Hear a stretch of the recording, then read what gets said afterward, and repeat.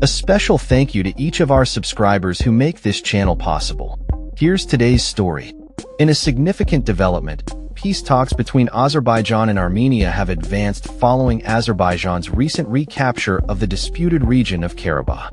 Officials from both nations have announced that they have reached an agreement on the text of a peace treaty aimed at resolving nearly 4 decades of hostilities that have plagued the South Caucasus region. This breakthrough comes after a series of conflicts that began in the late 1980s when Nagorno-Karabakh, predominantly populated by ethnic Armenians, unilaterally declared independence from Azerbaijan with backing from Armenia. The Armenian Foreign Ministry issued a statement confirming that a draft peace agreement has been finalized. They expressed readiness to initiate consultations with Azerbaijan regarding the signing date and location of the agreement. Similarly, Azerbaijan's foreign ministry expressed satisfaction with the completion of negotiations on the draft agreement on peace and the establishment of interstate relations between the two countries. However, the timeline for the signing of the peace deal remains uncertain. Azerbaijan has stipulated that a change to Armenia's constitution is necessary before it will sign the agreement. The Azerbaijani government claims that Armenia's current constitutional language implies territorial claims over Azerbaijan. In response, Armenia has denied these allegations but has indicated that Prime Minister Nikol Pashinyan is open to amending the constitution and has called for a referendum on the matter. No specific date for this referendum has been established yet. The conflict's roots run deep, with the late 1980s hostilities leading to the mass expulsion of hundreds of thousands of ethnic Azeris from Armenia and Armenians from Azerbaijan.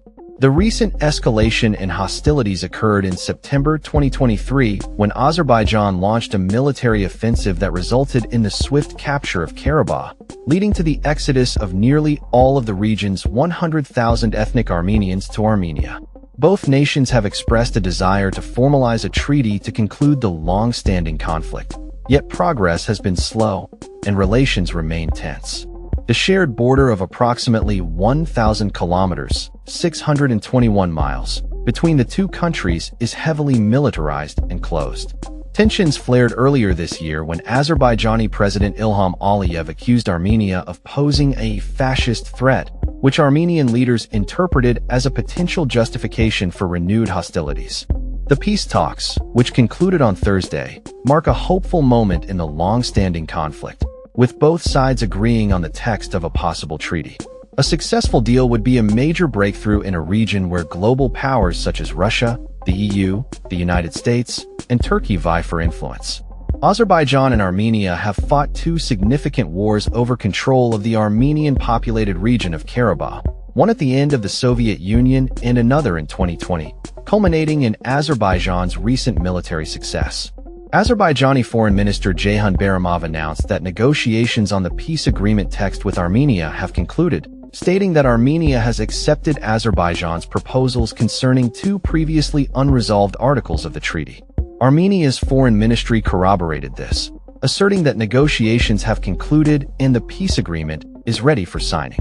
However, the Armenian government expressed concern over Azerbaijan's unilateral announcement, suggesting that a joint statement would have been more appropriate. Prime Minister Pashinyan's acknowledgement of Baku's sovereignty over Karabakh is seen as a pivotal step toward normalizing relations, as Armenia had previously maintained a stance of support for Armenian separatists in the region. Additionally, Armenia returned 4 border villages to Azerbaijan last year, further demonstrating its willingness to engage in constructive dialogue.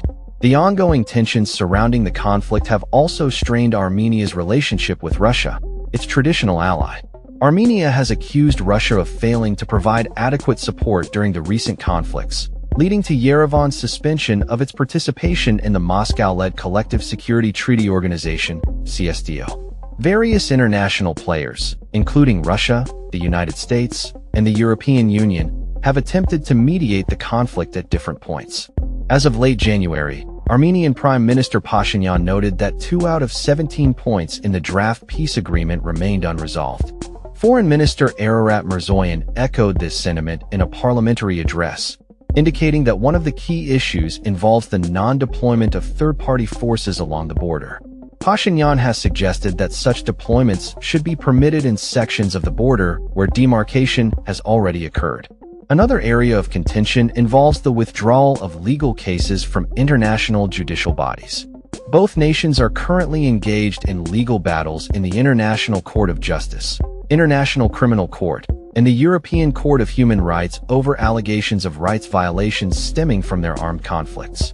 Pashinyan emphasized the need for clarity, stating that both sides must not only withdraw cases from international courts, but also renounce them to avoid future escalations.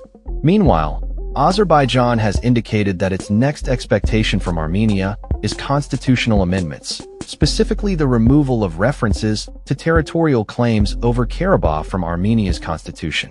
Such amendments would necessitate a referendum, which would require the input of the Armenian populace.